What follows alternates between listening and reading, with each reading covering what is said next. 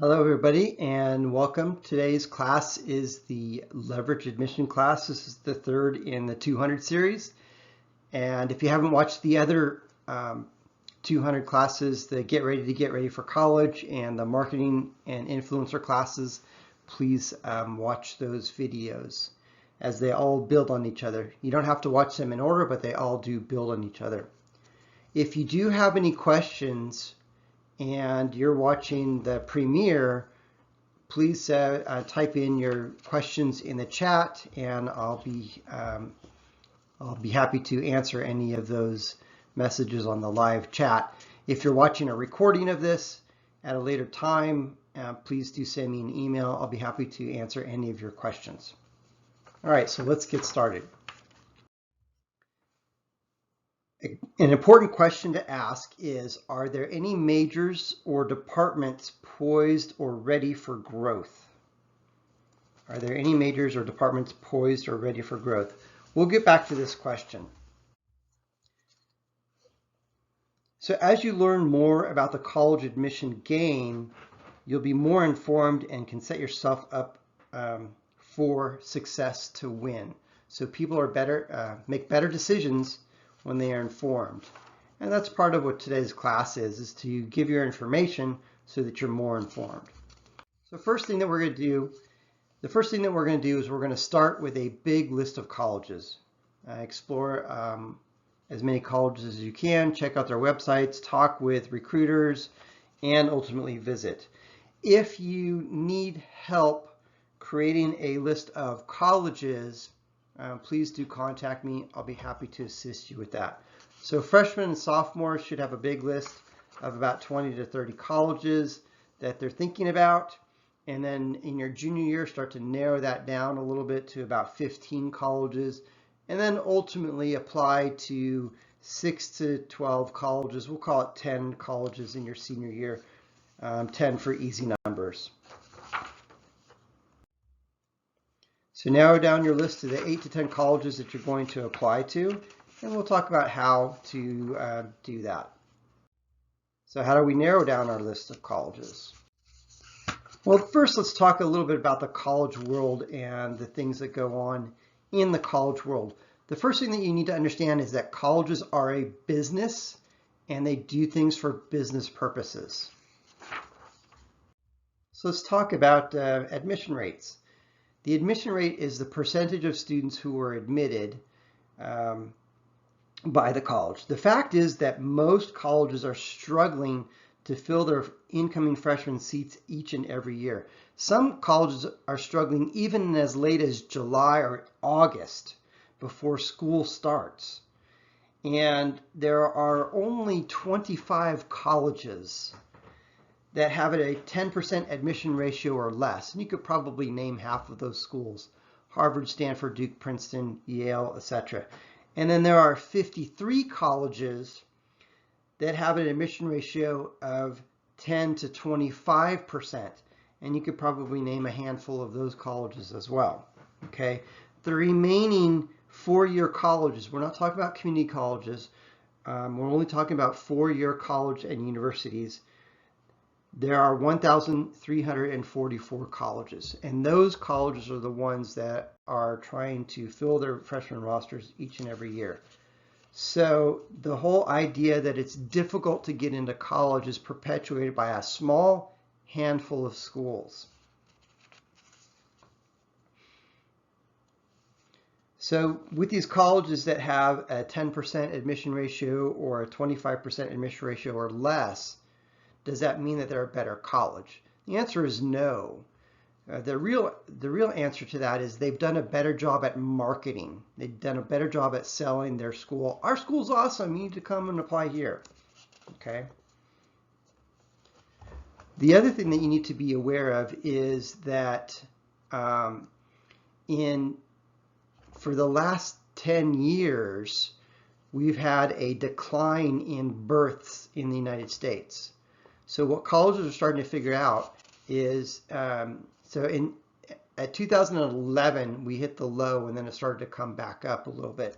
So if you're born in the 2004, 5, 6, 7, 8 range, What colleges are noticing is that there are fewer students applying to college simply because there's fewer students. And now these colleges have to compete even more for you. So let's talk a little bit more about the college world. You're probably familiar with several of these different ranking publications. The most influential of the rankings is probably U.S. News and World Report Best Colleges. If you've ever talked to anybody, a friend, relative, parent, student or teacher or anything like that, some of them, you might hear them say, oh, this college is ranked really good, okay? When you hear that, take that statement and put it in the back of your mind and understand everything else that we're going to be talking about through this lesson here. So what did I say earlier? Colleges do things for business purposes. So colleges want their rankings to go up because that relates to more applications. And more applications means more application fees. So ultimately, the college makes more money. So again, colleges do things for business purposes, and they want to have a higher ranking in one or more categories, which will attract more attention, and more attention means more applications and more application fees. So this year, UC Berkeley had 110,000 students apply. Okay, 87,000 of those were applying for freshman seats, and there were and they accepted about 6,000 students. That's what they needed, is they needed 6,000 freshmen for their freshman class. So it's a big college. So if we do the math on it, it costs $70 to apply. It costs $70 to apply at Berkeley. And when we multiply 110,000 times $70, that's $7.7 million that was generated just in application fees. Okay, if we go back almost 10 years ago, in 2012, Berkeley made $4.6 million in application fees. So in almost 10 years, they've almost doubled it. And of course, in the next 10 years, they want to try and double that again. So colleges want more and more students to apply, and they will do anything, almost anything, to get students to apply. Even falsify information and falsified numbers to manipulate the ranking data. There was an article recently about Temple University and how they manipulated the data so that they could be ranked higher, and that. Falsify, by the way, means lied. So they lied about the data so they could manipulate their rankings. And then in 2019, UC Berkeley got caught for misreporting statistics. Misreporting also means lied, okay? And here we are. Because of that, Berkeley lost their ranking status that particular year. They were unranked. So that was a good year to apply to Berkeley. This year, Berkeley is back in the green again. For 2021, they're ranked number 22. UCLA is ranked 20. I just love the rivalry that goes on between certain colleges, ASU and U of A, and UCLA and Berkeley. Those are always fun to watch, those things. So UCLA knocked Berkeley out of the #1 spot last year. Let's see what happens with Berkeley this year and what things they're going to do to try and regain their #1 status or a status above UCLA. Because rankings affect applications and enrollment, colleges will do almost anything to increase their rankings positively. And they're going to seek out students who will increase their rankings. So what you need to do as a student is you need to self-report yourself to the college. Hey, I'm awesome. I'm going to have a positive impact on your rankings. You need to admit me. Okay. In the marketing class, we talk about how to present yourself as an influencer to these colleges, stating that you will have a positive impact on your rankings. So please review that class. So there are some things that are within your control and some things that you can't control that impact and affect rankings. Things that we can't control is selectivity. How many students apply and are admitted. Okay, now colleges manipulate that number a lot. A few years back, Harvard, Princeton, and Stanford all vie for the #1 spot. And so they kind of flip-flop between who's #1 this particular year or the next year or so. And Harvard held that spot for quite a while and then got knocked off of the podium by one of the other colleges. And what Harvard did that particular year is they mailed out tens of thousands of letters to hopeful high school students that said, hey, we think you might be a good candidate. You should apply to Harvard. And they were sending them out to students that really shouldn't have applied to Harvard. But these kids that didn't have the grades and didn't have the test scores that are indicative of students that get admitted to a school like Harvard were getting these letters, and these poor kids were looking at this going, oh, Harvard wants me, awesome. And they applied, and Harvard did want them to apply. They didn't necessarily want them as students. And they did that to manipulate how selective the college was. Because more students applied that particular year, they were able to reject more students, which made them more selective. I mean, how ridiculous is this? This is a game that colleges are playing, and now that you know some of these rules, you can position yourself to win. Another thing that we can't control is how many students receive aid, whether they give out merit or need-based aid, both or neither. Now, colleges will give out aid to entice students. That's the primary reason why colleges give out any form of aid. We can't control what majors or programs the college offers. We can't control the admission requirements, what minimum grades, GPA, and what test scores are required to get into the college. We can't control that stuff.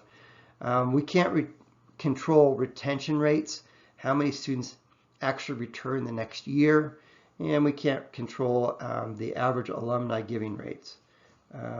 Yeah, the alumni giving rate is ranked. I'm not quite certain why or how that impacts college life, but it is something that is ranked, which I think is kind of silly. So colleges are ranked on a variety of different criteria. Let's look at some. So these are some of the things that you can control, your grades and your test scores. That you can absolutely control. You know, do your job as a student by turning your homework in on time and cultivating rapport with your teacher, asking questions, and with that you will get a better grade. So do your job on getting the best grade you can. Take the test, SAT and ACT, as many times as you can to earn the score that you want. You can also control what extracurricular activities you're involved with. You can control who you volunteer and do charity work with. You can control your passion and your uniqueness. Those things are talked about in the marketing class as well. So these are some of the things that are ranked that you can control, and there are some things that we can't control. We want to focus on the things that we can control. Other things to consider, and these are things that you can't control, but if you can fit into any one of these categories, absolutely let the college know. And one of the things that colleges like is they like diversity, whether it be gender diversity, how many girls versus boys are there. So if there are more of one gender than another and you're the underrepresented gender, you definitely want to let the college know that, because that might be the leverage you can use to get admitted. I'm going to tell you a story at the end of this presentation about using all these different things as leverage. Ethnicity, if you can fit into that category, an underrepresented ethnic group. Geographic diversity, because most of you live here in Arizona. Applying to colleges in Southern California or New Mexico or Texas or Colorado, there are an awful lot of Arizona kids applying to those schools. How many Arizona kids apply to, let's say, Kentucky or Louisiana? I'm not saying that you should or shouldn't apply to colleges in those states, but I'm using that as an example that there's probably very few, if any, Arizona kids going to colleges in those states. So sometimes applying to an underrepresented major can help you gain admission, especially if you have good grades and good test scores and the college wants more students in that particular major. Other things to consider is leadership. These are things that are under your control. You can add leadership in a variety of different ways. It could be helping out little kids, getting a job, taking the initiative, and then promote all these things to the colleges. Student government, volunteer stuff, athletic team captain, speech and debate. Speech and debate is an awesome one. Colleges really do value that. If you have the option to get involved with speech and debate, I would highly encourage you to do that. So another word for leadership is responsibility. Okay, by taking responsibility in helping out little kids, or you have a job, you're responsible for your duties as an employee. Those are all leadership. Okay, you don't necessarily have to have a title that I'm the president of the student body. You could just show leadership as something that you are responsible in that activity. Some other things to consider that colleges look for is students with talent, whether it be athletic talent, artistic talent, musical talent, things like that. Now, don't run out and do one or more of any of these things just to make your resume look fluffy. You want to focus on whatever your one passion is.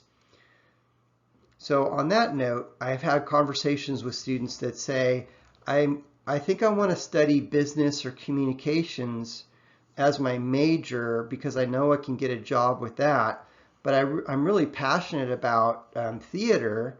Should I double major in business and theater, or major in business and minor in theater? And the answer is no, you don't have to do that.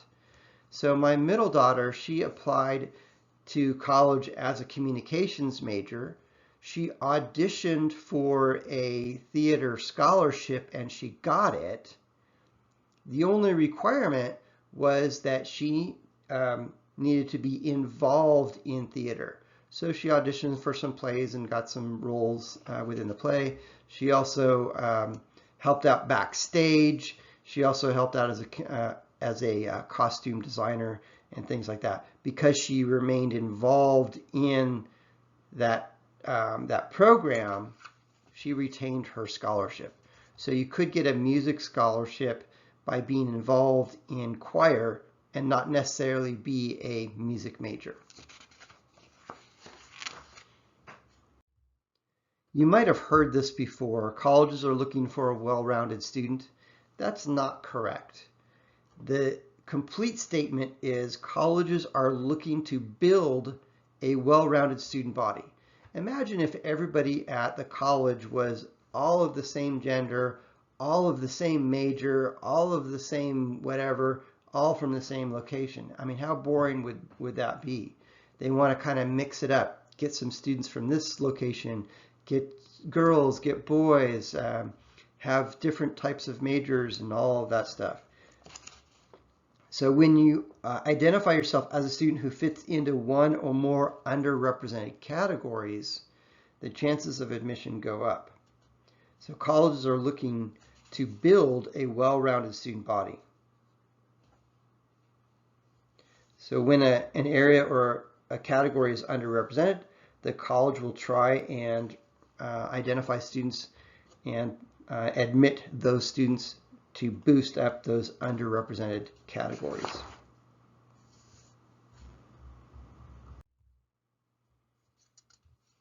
So colleges are looking to build a well-rounded freshman class. And some of these things might be gender, might be diversity, might be majors, etc. We had a student who was admitted to Yale, and she didn't have the grades or the test scores that that particular college typically admitted. Her grades and test scores were good. They weren't just at that super high stellar bracket. She did apply as an underrepresented major at that particular college, and her resume and her essay all supported that. And they ended up giving her a nod. Yes, you can come to our school. So Connor, he wanted to study. Here's a story of one of my students. Connor wanted to study international relations, and ultimately he wanted to go to Japan. He had two choices: apply as an international studies major or international relations major, or apply as a Japanese language and culture major. Now, most of the colleges had fewer Japanese language culture major students than the international studies, international relations. So he applied as the underrepresented major, which made him more desirable at that particular college. And he got a nod, yes, you can come to our school. He was admitted. Another one of my students, I won't mention his name, we'll kind of keep his name hidden because he's guilty. He applied to colleges with a very popular biomedical major. So again, what things are ranked? Sometimes certain majors are ranked at a college. Ooh, our college has a really strong biomedical program. So he applied as a biomedical student and major at that particular college, and he was waitlisted at several of the top colleges. Applying for an underrepresented major may have boosted his chances for admission at these highly selective colleges. So we've seen that as well. And when I tell you the story about Kate at the end of our presentation, this will kind of all make sense. So now we want to narrow down our list of colleges, and we can use a variety of different resources to do that. The first resource is, of course, to use the college's website. Go check out the college's website, look up the major that you want to study, and check out all the other different types of programs that are available. And if that's something that interests you, then get on their radar by filling out the request for information form. So you can go to the search window for the college. So for example, Arizona State University, click on the little search window, type in their request information or request for information. It'll bring you to their form. You fill that form out. It's going to ask you for your name, address, phone number, email address, etc. When you fill that out and click submit, you'll get on their radar and get on their mailing list. And we want to get on their mailing list and on their radar because they're going to start tracking us. And we want them to track us because we want to show to that college that we are demonstrating interest. More about demonstrated interest is discussed in the marketing and influencer class. Please review that class. Here's another resource, collegeresults.org.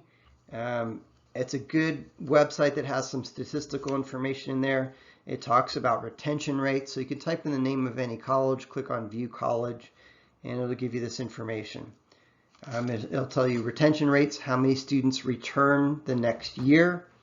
It also tells you about graduation rates, what percentage of students graduate in 4 years, 5 years, or 6 years.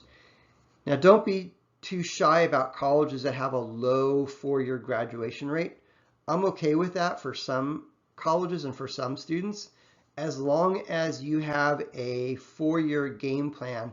These are the classes I'm going to take my freshman year of college. These are the sophomore, junior, senior year. And if you take all of those classes in that set time frame, you will graduate in 4 years. And colleges will really like that. Okay. This one is probably one of the best websites. It's a little convoluted, so it's a little bit hard to navigate. I'll kind of point you around through this one. It's the College Navigator website. And in the description, there's a link to this website. It's nces.ed.gov/college navigator. And in the name of school, you type in the name of the college and click on that, and it's going to give you some information such as what the net price of the college is. Don't be too scared about that one because that's not always true. Again, these are kind of average numbers and stuff. The one that I do want you to look at is the Programs and Majors tab. In there, you can see how many students are going to be, or who are business major students, and how many are going to be, or who are finance students. And so you can look at that and go, okay, which one of these categories, majors, is underrepresented? Maybe I should apply as that. Also in there is the campus security tab. Do check that out because it does tell us what the crime rates are at a college. We're going to talk more about crime rates and statistics in the senior spring class, and that's going to be for my seniors. So for those of you who are freshmen, sophomore, and juniors, eventually we'll talk about that in the senior spring class. So on the College Navigator, in the majors, programs and majors section, you can look at this. So here's an example. Under business, there are 32 students that are business managerial economics, and there's one for labor studies. So applying as labor studies, that might increase your chances of admission at the selective colleges. At the colleges that are not selective, that have like a 70% admission ratio or higher, like a school like ASU, applying as an underrepresented major isn't going to help there because you're going to get into that college anyway. This is more useful for the highly selective colleges and the selective colleges. Okay. Another great website, of course, is College Board. There's a lot of good information on there. They recently revamped their website, so I'm sure that they're adding more data and will continue to add more data to that website as they continue to rebuild that website. One of the things you can look for is what percentage of students overall are in a particular major, such as this example here that's on the screen. 27% are business marketing and 5% are psychology. If at a selective or a highly selective college, 2 students applied to this college and the college needed to make a decision, do we admit student A or student B, and everything was the same grade, same test scores, same gender, the only difference is business major versus psychology major, they may be more inclined to admit the psychology major to try and bump up those numbers. So let's talk about finding the hidden data.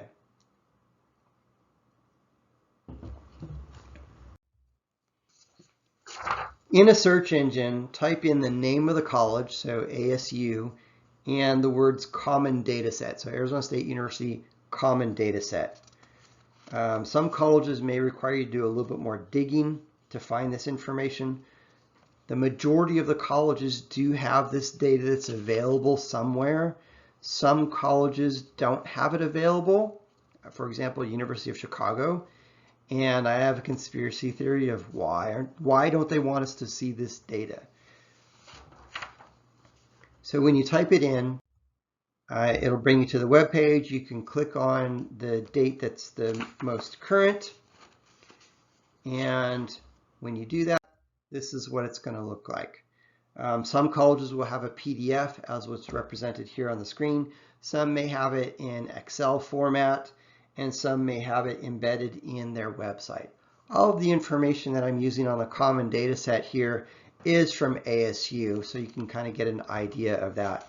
If it's from a different college, I will definitely let you know that, but if I don't specify a specific college, all of the data that's on the screen is going to be from the common data set from ASU.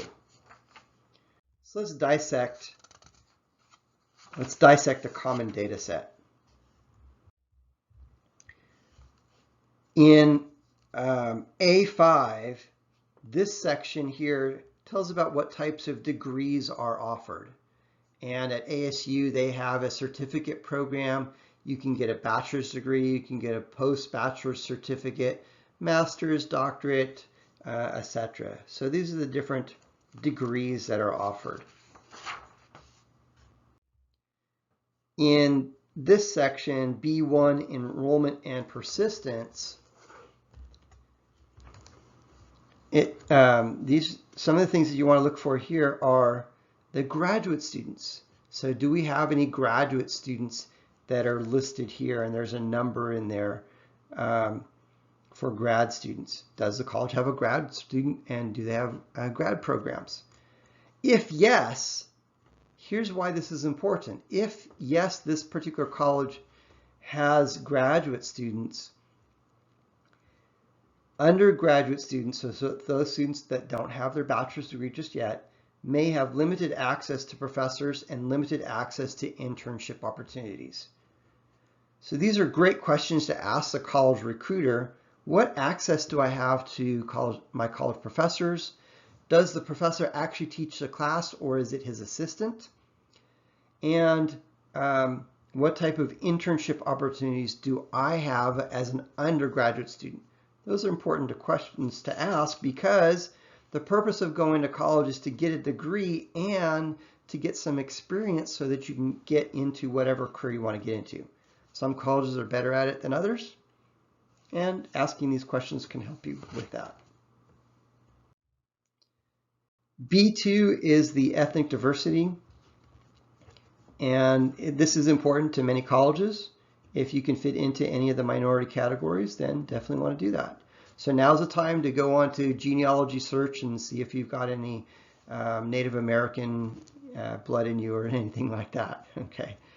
Some colleges have special consideration for minorities, and some colleges offer scholarships to attract minorities.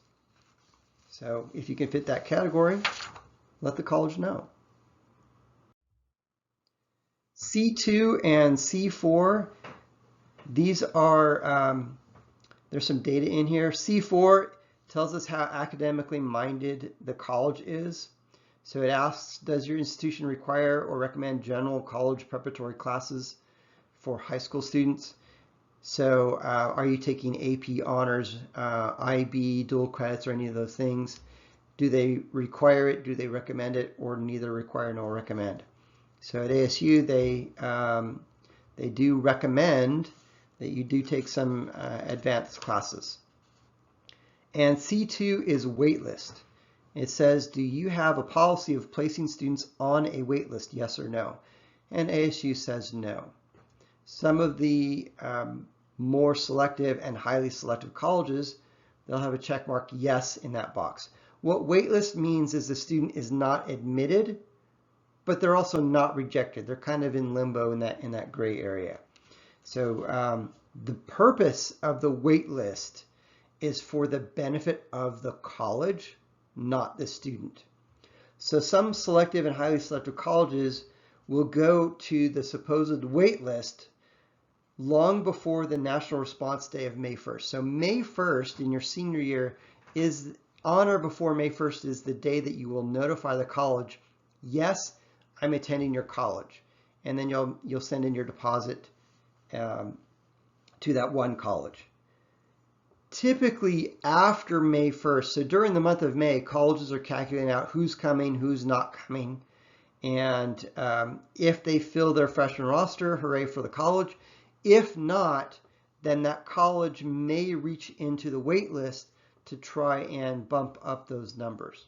Now, what some highly selective and selective colleges are going to do is they're going to go into that wait list before May 1st and ask that student hey, if we pull you off of the wait list, will you come to our school? And you need to make a decision right now. Okay? So if a student is unlikely to come, say because that student's scores are way above the college's average, they may put that student on the wait list. Then call the next day or so, and then tell that student, if you decide right now to accept an offer of admission, you're in. Can we have an answer right now? And if the student says, I need some time to think about it, then the admissions department at that college is going to move on to the next student. This tactic is used by some colleges to manipulate the percentage of admitted students who actually enroll in the college, which will impact their rankings. What percentage of students are admitted who actually choose to go to their college? So colleges do these different things to manipulate data. So if you're put on a wait list and then you're called, you might want to say yes. C7, when you're looking, so C7, this section, when you're looking over your list of colleges, look at your list of colleges and determine which college is the most rigorous, the hardest one to get into on your list, and then check this section. What's very important, what's considered, what's not considered. So at ASU, these are the things that are very important to them. Class rank is very important to them. Your GPA and your test score, those are all very important. That's very important. What's important is rigor. Did you take AP, IB, honors, dual credit types of classes? What's considered in the considered category is where you live, what state you're in. And the reason why ASU considers that is because they're going to specify whether the student qualifies for in-state tuition or out-of-state tuition. One of the things on there is level of applicants' interest. And I'm going to encourage you to demonstrate interest to every college, regardless of whatever they state here. So many colleges consider or count it important level of interest. For example, University of San Diego and Seattle State, they all list it as important. The reason why that's important is because they want to know, if we admit the student, are you going to say yes and come to our college?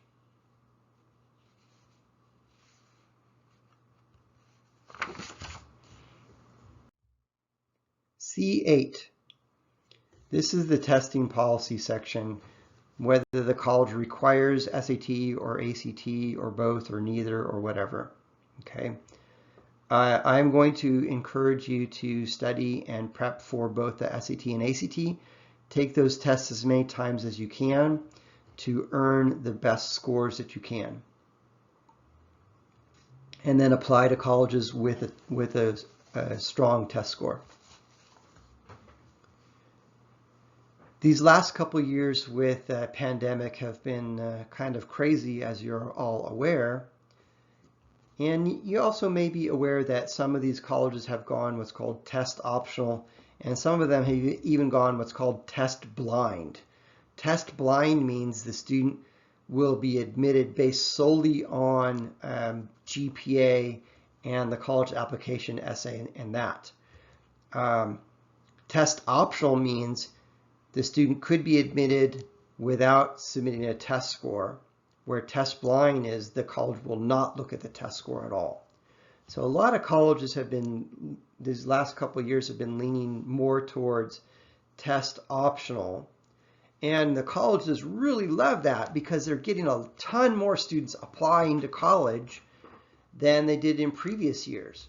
So there's this year and last year, there were a lot more students apply to Harvard with just a GPA because maybe they weren't able to take the test, or maybe they did take the test and their score wasn't exactly where it's needed to be admitted to a school like a Harvard.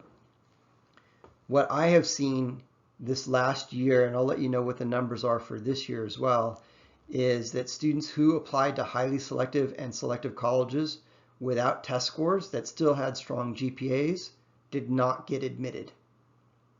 And students who did apply with test scores and did get admitted to the selective and the highly selective colleges. That's what I have seen personally with my students and clients. So I am encouraging you to apply to colleges with test scores. Why? Because we can beat out other students that have the same GPA as us, but we've given the college one more piece of data, and that one more piece of data is test scores. So we could beat out other students by providing a good solid test score. C9 is the freshman profile. This section tells you what type of test scores to get into a college. Okay, so write this one down, C9, and then do an internet search for whatever college it is that you're considering applying to, and especially you want to look at the college that's the most rigorous, the most difficult to get into, that's on your list. Look at this section here, C9, and see what test scores are required to be admitted. So at ASU, the 25 percentile for the reading was 480, and the 25 percentile was 490. So those students were admitted with those test scores. Now, just because they met the minimum, they're probably not getting any types of scholarships. At ASU, to get scholarships, they ask two questions, and the first question is, what's your GPA? And the second question is, what is your test score? The higher your GPA and the higher your test score, the more scholarships that you're going to earn at a school like ASU. Okay. Now I do want to point out on here that it says, it also gives you the breakdown, what percent of students had a 700 to 800, all the way down to 200 to 299. And it says 0.3% of students who had a 299 or less, or a 299 or less reading, or a 299 or less math, 0.3 and 0.4% were admitted. The question is, who are those students? And I could probably guess who those students are. They're probably the next football player or the basketball player there.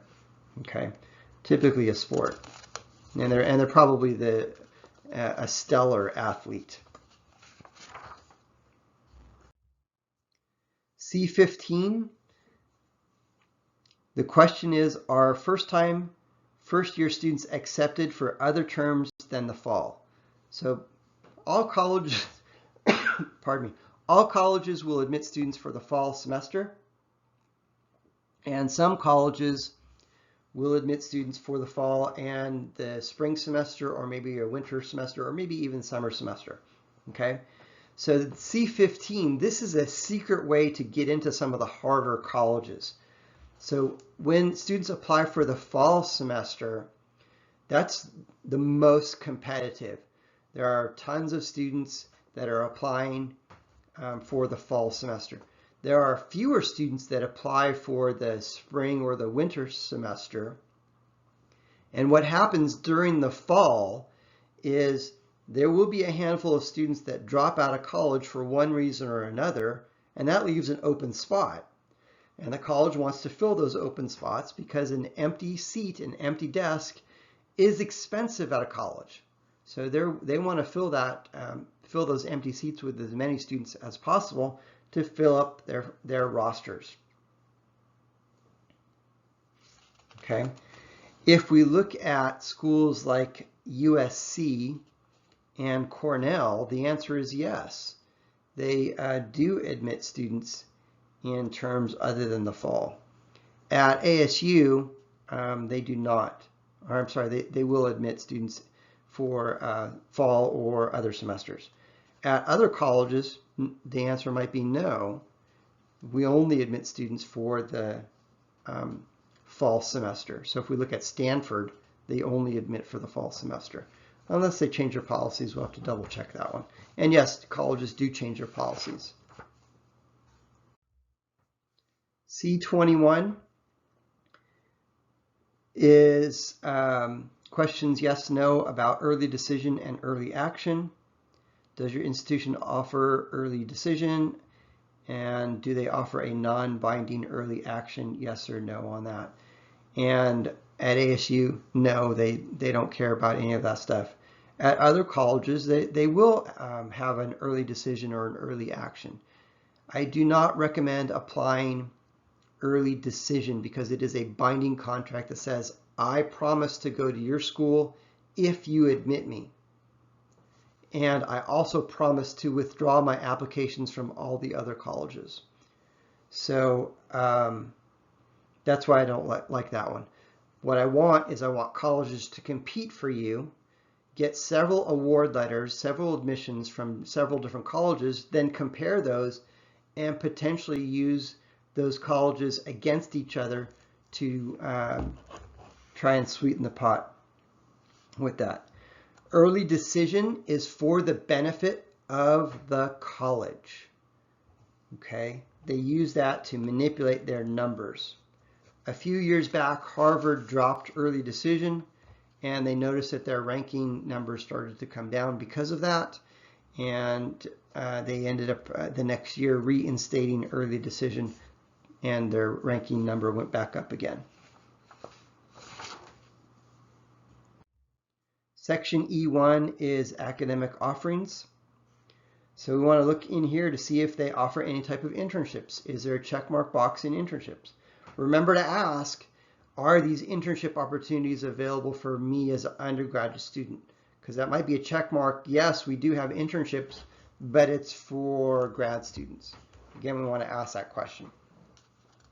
And also see if there's a check mark box in the other category. Sometimes they'll put in some information in there that you can use to get information to help you use as leverage as you're applying to these different colleges. Do they have study abroad? Can you double major? Stuff like that. And if those things are important to you, then keep them on your list. Question or section F1 is student life. And this asks the question, what is the percentage of first-year freshmen, degree-seeking students who are enrolled who fit into these different categories? Okay. One of the things in here, it asks what percentage of students live on campus or off campus. And at ASU, 81% of the students live off campus. Either they're going to be living with their parent or somewhere else, not in the dorms. What this tells you, it's not good or bad, but it's something that you need to know, is it tells you whether or not this is a commuter campus. And what commuter campus means is the students will drive in from wherever they're living and go to school, and then they drive home. Sometimes they live in the dorm for the week, and then they'll drive home during the weekends. When I went to Biola University in Los Angeles in Southern California, I did not know that that college was a commuter campus. I lived in Northern California at that time, and it was about a 7-8 hour drive from my home to the college. So it's a long drive for a short weekend. And on the first 3-day weekend, I figured out really fast that, oh, this is a commuter campus where the majority of the students live in San Diego or the greater Los Angeles area, and then they go home, especially go home for the shorter 3-day and 4-day weekends. Because what happened was that first 3-day weekend that I was on campus, my freshman year, I walked into the cafeteria. The cafeteria has about 1,000 seats in there, and there was 7 other students in the cafeteria, which was awesome. I could eat all the Captain Crunch that I wanted, but later on through the day, I'm walking around the campus and nobody's there, and I was kind of bored in that. So a commuter campus isn't good or bad. We just want to know what to expect. What ended up happening the next time there was a 3 or 4-day weekend, because I had been on campus for a little bit longer, I was able to make some friends, and I ended up getting invited to go home with a friend and have a home cooked meal and live the LA lifestyle with them for a weekend. H3, this section tells us what financial aid forms are used. FM and IM, federal methodology and institutional methodology, or both. And the FM is the FAFSA, just remember F for FAFSA. And institutional methodology is the CSS profile financial aid form, or it could also be the college's proprietary financial aid forms. We want to know what forms these colleges want, and whatever forms that they want, we want to provide them with that information. H1, this section tells us what kind of aid the college gives out. Some colleges do not give out any non-need-based aid, and some colleges do not give out athletic scholarships. We want to check out to see if any of these areas are blank. So on the screen here is a snapshot of H1 section for ASU, and you can notice that there are numbers in each one of these categories. So ASU gives out a variety of different financial aid. If we scroll down a little bit on the common data set to section H2A, this section talks about who was given non-need-based aid. Okay, so write this one down, H2A, and look up that on your common data set for whatever colleges it is that you're considering applying to. So this one says the number of students who had no financial need, who were awarded institutional non-need-based scholarships or grants. And for first year full-time freshmen, 1,402 students who had no financial need were given on average about $7,400. And then it says number of students who were awarded institutional non-need-based athletic scholarships or grants, 34 students got $12,248. What does that automatically tell me? That athletes were given more money than the other student? That tells me that they value athletes. Okay. If we look at Vanderbilt common data set and the non-need athletes, what number is that? So write that down, H2A, and look that up. So typically for non-need based, those students are going to get scholarship and grant for good grades, good test scores, leadership talent, maybe athletic talent, artistic talent, musical talent, or maybe even theatrical drama talent. So I told you the story about my daughter winning a theater scholarship. She got that, regardless of whatever mom and dad make as income. Whether the income is high or low, she would have gotten that anyway. So let's take a look at Princeton, and you'll notice here that everything is zero. So Princeton will not give out any non-need-based aid to any student, and they will give out zero aid to athletes that are non-need-based. So Princeton is a need-based aid only school, which means if Princeton determines that the student qualifies for need under Princeton's rules, then they'll give you money. If not, it will probably be expensive to go to that college. Here's Harvard's. And this one is current, the 2020-2021 school year. And it says 2 students who had no non-need financial aid, 2 students who were non-need based did get $6,000 in some form of scholarship or grant. 2, okay? And $6,000 is not a ton of money, especially when we're looking at a sticker price at Harvard hovering around $80,000. And then Harvard gave 0 scholarships to athletes.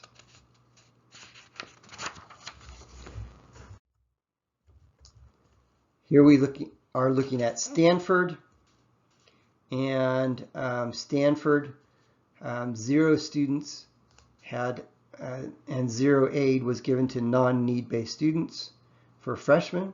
Although 18 students, they gave $14,800. Those were returning students. So they did that to, $14,855. They did that to try and retain those students. And 112 students who were athletes who had did not qualify any need-based, 112 of them got $49,000. Okay. What does that tell me? That tells me that Stanford values athletics way more than academics, at least in the scholarship section. And then we have 463 returning athletes who got $46,000 in non-need aid. H14, this section lets us know what kind of awards a college gives out. So when you are submitting your application in your senior year, we want to let the college know that you fit into any of these categories. This would be outlined in your extracurricular activity in your resume and in your essays. By letting the college know that you fit in one or more of these areas, you increase your chances of getting a scholarship. So in the marketing influencer class, I mentioned Connor, how he put on his resume clerk, and I asked him to give me some more information because he only gave me 5 letters, and he ended up writing in his resume that the boss gave him the key to lock up at night, and that's another form of leadership, which is responsibility. And because he specified that in his resume and in his essay, he ended up earning a leadership scholarship. So colleges want desirable students. Grades and test scores matter, but sometimes these other categories matter as well. The I-1 section is the faculty and class size. This is a bit misleading because they do not report if the assistant or the professor actually teaches the class. Big colleges like at ASU will more likely have TAs, teachers assistants, or fellows teaching the class in place of the professor. This is especially true at colleges that are research institutions. And all 3 of the colleges, the state schools in Arizona, are research institutions: ASU, NAU, and U of A. What a research institution means is that the part of the professor's job is to do research and then publish those findings in a periodical, magazine, or write a new book. So when you ever hear an interview with a professor, for example, you might hear something, hey, we've got a radio guest speaker from the professor from Cornell, and he's going to talk about his latest book and research. That automatically tells us that that college is a research institution. Because it's a research institution and the professor's job is to research and write and publish, that professor may be in the back room doing all the research, and his assistant is the one who's actually teaching the class. So ask those questions. Does the professor teach the class, or does his assistant teach the class? I-2 is the student-faculty ratio. This also is misleading because they take the number of students and divide it by the number of faculty and come up with this number. So we've got 60,000 students and 2,500 faculty. Divide that, that's a 24-to-1. Okay. Don't ask what the average classroom size is. Ask specific questions. How many students are in the Biology 101 class? How many students are in the Psychology 101 class, or the Intro to Engineering, whatever major it is that you're planning on studying? Because ASU does have classrooms that seat 800. Well, 800 is a much bigger number than what's reported 24-to-1. Some colleges will publish how many students are from various and specific states. If they publish that information, then these colleges may value geographic diversity. So if you're from a state that is underrepresented, it could be to your advantage. Okay, again, I mentioned earlier that a lot of Arizona students end up going to college in Southern California, New Mexico, Texas, and Colorado. If we go a couple states over, Nebraska, Kentucky, how many Arizona students are in those colleges? Again, probably fewer, since the majority are going to those other states that I mentioned. Some other hidden data, and this is one that is really fascinating and a huge eye-opener, is go to a search engine and type in the name of the college and Wikipedia and go to their Wikipedia page. So type in Arizona State University Wiki and then go to that page. And typically on the right-hand side, it will state on there what their endowment is. And the endowment is how much money they have in their savings account. President Crow, who's the president at ASU, he pushed a few years back what he called the 2020 initiative. And that 2020 initiative was to get ASU to pop $1 billion in their endowment fund. Well, in 2019, they had $900 million in their endowment fund. And here we are sitting at 2021. ASU has $1.3 billion in their endowment fund. That is a huge ton of money. And colleges want to continue to grow and grow their endowment funds. Sometimes the endowment funds, they're not going to use all of it. They may use a portion of it for renovations, construction, stuff like that. They also may use a portion of the endowment for scholarships and grants and stuff like that. Okay. If we look at, so 1.3 for ASU, if we look at U of A, they hit $1.2 billion, where 2019 they were hovering around 900 million. So we want to look this up. The reason why this is important is because if we're admitted to a college and that college has no money to give out, then you're not getting any. So we want to see if they have money. Another interesting thing to do is to look at their endowment and the number of students and divide that number. So if we got $1 billion and we're dividing that by 100,000 students, what's that number? Versus a college that has $1 billion and they have 10,000 students. That's a much higher number. Just interesting things to look at. Other resources to get information about the college, of course, contact the recruiter, ask questions of the recruiter, what type of internship opportunities are available, things like that. Oh, do ask the recruiter this question: what's your best scholarship and what do I have to do to earn it? And then of course do those things to get that scholarship. You can also use other resources like friends or family who have attended or attending or previously attended. You can also go on alumni interviews. Use multiple resources to gather information about the college. Don't use one source to add or even eliminate a college based on one source or one person. I had a conversation with one of my students, Julian, and I encouraged him to go and visit the college. And it was Hamilton College in New York. And he and his dad flew out to New York and visited Hamilton. After the visit, Julian and I had a conversation. Hey, what'd you think about the school? Are you going to apply there? And he says, no, I'm not going to apply because the recruiter was a jerk. And I said, don't base the college based on one person. Just because that person's a jerk, he might get fired the next year. He did get fired, by the way. What ended up happening was Julian went on a local alumni interview. So someone who lives here in Scottsdale, Phoenix, who attended Hamilton, had a conversation with Julian.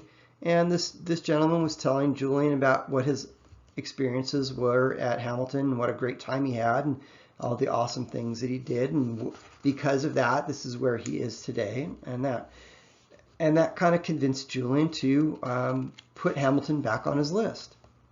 He did. He applied. And the short story of it is he graduated from Hamilton as valedictorian. So again, don't let one person influence you, yes or no, either way, but get information from a variety of different sources, put those together, and then decide if that's something that you want to, that's a college you want to keep on your list. None of this matters if you don't fit in at the college. So none of this data matters if you don't fit with the college. So you want to visit the college when school's in session so that you can see the other students and ask yourself, can I make friends? And if the answer is yes, then you want to keep that on your list. The reason why colleges make it mandatory for freshmen to live on campus is because what they found is that if a student lives on campus, they're going to go to an event. They're going to go to a football game or a basketball game, the ice cream social or bingo night or whatever, and meet other students and potentially make friends. And that's what they want, is you to make a friend or two in college, because if you have a friend or two in college, you're going to feel comfortable at that school. You're going to stay and matriculate and graduate. So yes, there's an expense to visit the college, but it's worth it versus going to the college as a freshman and hating it and end up transferring and dropping out of school. The second option is way more expensive. Now you are more informed with the things that colleges want when looking at students. Now fit into whatever their pattern is, fit into whatever their mold is, and that. So people make better decisions when they are informed. So colleges do all these things for business purposes. They also do these things to manipulate their rankings so they can make more money. So knowledge is power. Get informed. Make this a game. Look at all the data, ask questions, write them down, maybe create a spreadsheet, and keep track of all this. Make it into a game. Here's a variety of different websites that you can look at to get more information about different colleges. This list of websites is available on this page. Just scroll down to the description section. It'll be in there. So I want to tell you a story about Kate. She was looking at Cal Poly San Luis Obispo, so Cal Poly SLO. And if we look at the numbers, it's a very selective college. It falls in that 28% category, so it's a little bit of a challenge to get into this school. Well, Kate did her part with getting good grades and taking the SAT and ACT as many times as she can to get the score that she wanted. We also looked at College Navigator, and she looked up the data. And if we zoom in on it, here's what it looks like. She was going to go into engineering, and she asks me, which major should I apply as an engineering student at Cal Poly SLO? Should I apply as an environmental engineering major, and there's 36 of those students, or should I apply as a mechanical engineering student, 247 students? She applied as an environmental major. So Kate applied to Cal Poly, 28% admission ratio. She had strong grades. She did her part. She had strong test scores. She took the test multiple times and got the score that she wanted. So those were all desirable characteristics that the college wants. She also applied as an underrepresented gender, so girl going into a mostly male-dominated major. And she applied as an underrepresented major. So she used all of these things as leverage to get admitted to the college. And I got a very nice text message from mom. Hooray, she got admitted. So a combination of all of those things got her a nod, yes, you can come to our school. And she got some scholarships on top of that. ask this question. Are there any majors or departments poised or ready for growth? Are there any majors or departments poised for growth? Now that you understand why this question is important, now you can ask it and then use that as leverage. So if they're saying we need more students, or we want to try and grow our environmental engineering department, and that's a major that you are considering applying as, then that might be the ticket for you to use as leverage to get admitted to the college. For the most part, college rankings really don't matter. What matters most is college fit. Do you fit in at the college? Do you feel comfortable at the college? Do you feel as if you can meet students and make friends? If the answer is yes, we want to keep that on our list. If the college has your major and the program you want and you fit, then of course keep that on your list. When a student fits, that student will thrive, which will translate to good grades and which will translate to better relationships with professors who could potentially write better recommendation letters for future employment. And then also thriving and building rapport with professors could translate to internships. When I was in college,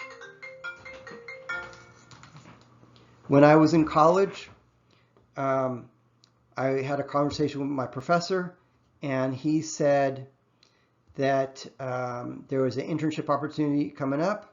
I think you should apply for it. I did, and I ended up getting that internship. Okay. So to find a good fit, first is check out the college's website. If it's good and all that, and offers the things that you want, the majors and all that, then move on to step 2. And step 2 is check out the virtual tour of the college, and then also attend a virtual event. If that's good, then move on to the next step, which is to physically go and visit the college.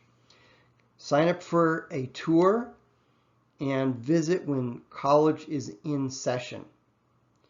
And when college is in session, you'll be able to see the other students that are there and ask and answer to yourself, do I feel as if I fit in? Do I feel as if I can make friends? If the answer is yes to all that, then we're going to keep it on our list. The best time to visit is when college is in session. So two really good times to visit is going to be during your fall break or your spring break, because your high school fall break and spring break typically don't coincide with the college's break. And then you can go and see the other students and ask questions and determine your fit. So use all of these different things to gather information to help you determine, do I want to keep this college on my list? And you can gather more information to use as leverage to increase your chances of admission and increase your chances of scholarships. So please tell a friend about azcollegeplanning.com. I really do appreciate that. If you do have any questions about any of the stuff that we talked about, or you need some help with any of these things, please do talk with me, schedule an appointment, and all that stuff. I wish you the very best of success on admission and scholarships, and thank you very much. Have a great day.